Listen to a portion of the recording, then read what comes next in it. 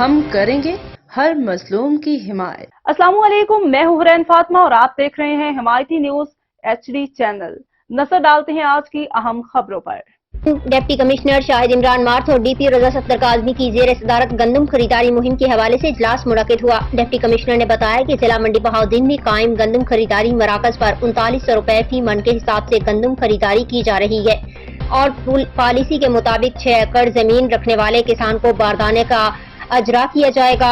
حکومت پنجاب نے باردانہ کے حصول کے لیے موبائل ایپ متعارف کروا دی ہے۔ کسان حضرات باردانہ کے اجرا کے لیے بذریعہ ایپ اپلائی کر سکتے ہیں۔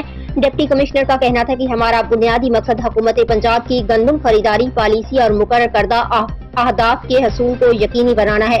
انہوں نے کہا کہ وزیر اعلیٰ پنجاب کو لیٹر لکھ کر ضلع منڈی بہاؤالدین کا گندم ٹارگٹ بڑھانے کی اپیل کی جائے گی۔ اس موقع پر کسان حضرات نے ڈپٹی کمشنر کو اپنی گزارشات پیش کی، جس پر ڈپٹی کمشنر نے کسانوں کو ان کے جائز مسائل حل کرنے کی یقین دہانی کروائی۔